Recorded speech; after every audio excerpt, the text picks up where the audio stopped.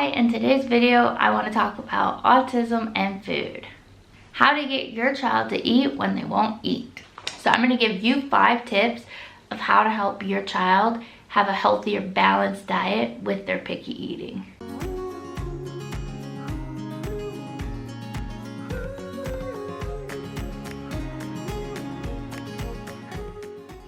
Have you ever heard, if it was my kid, they either eat when I eat or they don't eat at all? Or as your neighbor ever told you, they will eat when they're hungry. Or maybe you've heard this one, you're babying them. Or if you wouldn't feed them, they would eventually get hungry. Or if you weren't feeding them chips and cereal, then maybe they would eat real food. Or the best one is, time for them to stop being so sensitive and learn what's good for them. We all know we love when other parents who don't have children on the spectrum tell us these things. It's so silly and ridiculous because they're just not true.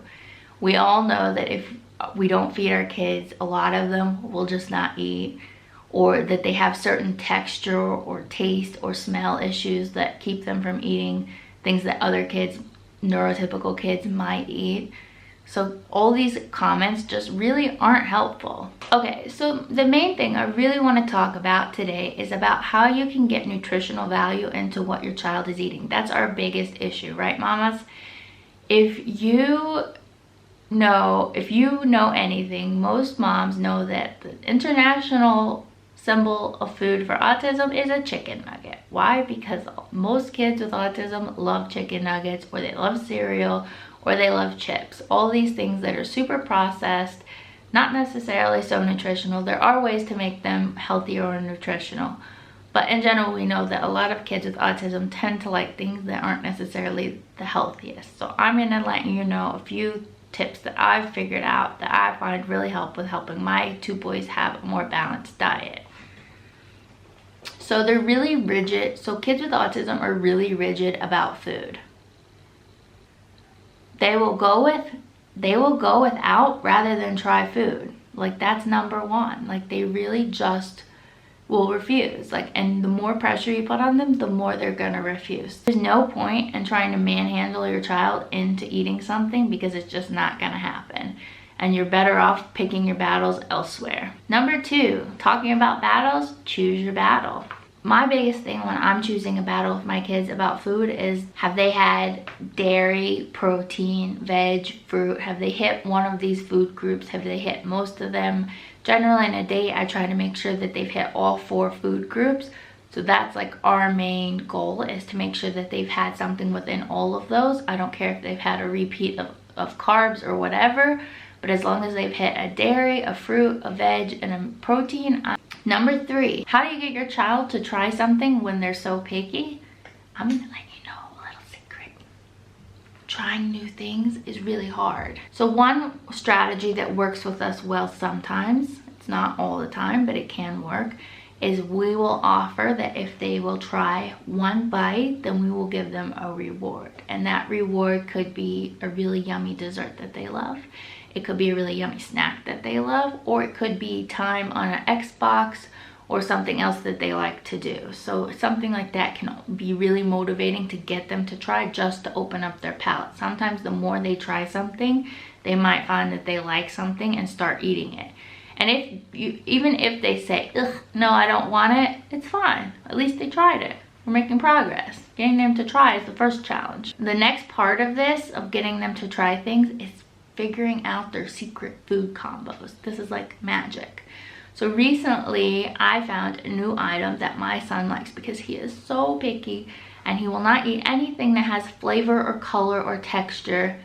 So it can be really challenging sometimes to find things that he likes, because he has a really bland palate and he doesn't like anything too chewy or too textured. So I was thinking, what does he like? And I was in the grocery store and I stumbled upon something amazing. Just kidding.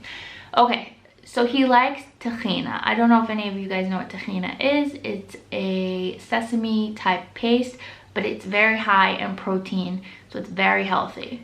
So he likes tahina, which is actually kind of a bitter, bland taste. It's funny that he actually likes it. I was kind of surprised when he told me he even liked it. but he also likes chocolate. What child does not like chocolate? So we were able to find at our local grocery store a chocolate flavored tahina spread with no added sugar. So that is what we are giving him now in his sandwiches instead of peanut butter. He does like peanut butter, so we'll usually do peanut butter, or we'll do like hummus spread, or we'll do like a tahina spread. Now the tahina spread with chocolate. Or with my kids that like dairy, I'll give them cottage cheese.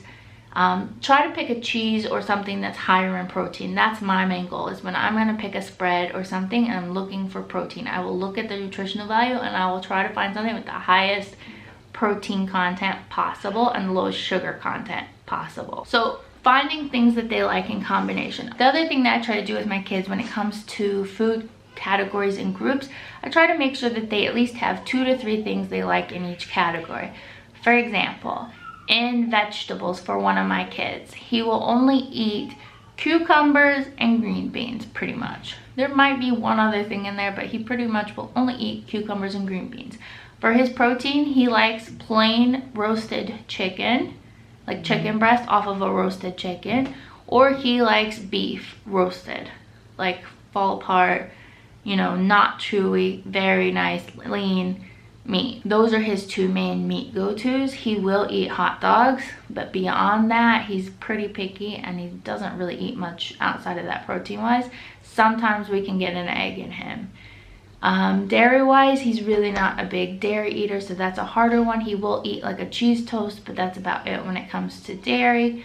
And then when it comes to fruit, he likes red apples and strawberries. So again, see, he doesn't have a wide variety of things he likes, but we're hitting all our food groups. So that's what I would recommend to you, is sit down with a pen and paper and go through the things that your child likes and try to find things in each of these categories. And then it's okay for them to have snacks too, like any other kid, but make sure you're hitting your food groups before they have the snacks. Also with my cereals, I look for cereals like Weetabix, or something that has a lot more protein and health in it. There's some cereals now that offer additional protein in them, or yogurts that offer additional protein. These are items that you want to take a look at because you really need the protein and the health where you can get it. So any of these products are really amazing products for your child if they will eat it, because we all know they're super sensitive with certain flavors and tastes.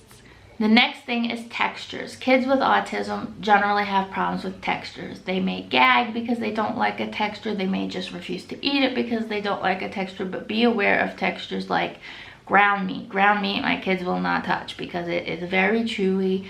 When one of my kids was younger, he couldn't even eat Cheerios because he would gag on it, so it just took him longer to develop his ability to chew things that were even bulkier. So these are all things that can happen, but if you have real feeding issues, I would speak with your occupational therapist about getting a more specific program to help your child.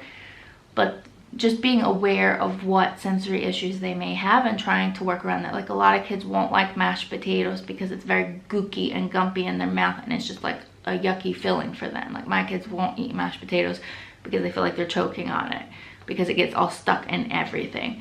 So these are like things to think of. Then 5th thing with kids with sensory food issues, is it bland or is it with condiments? I have one child who likes bland. He does not like any sort of spice.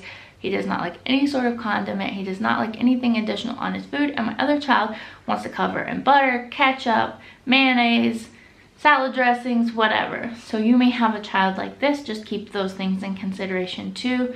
If they're a condiment child, you just have to be careful and try to steer them to less is more kind of approach, because a lot of condiments, as you know, are not healthy and have a lot of sugar in them. But if they like butter or something, fat can be good for your diet. So things like that are sometimes a really good balance. So I hope that this video helped you with your kid. I hope that this video was able to help you figure out some strategies for helping your picky eater.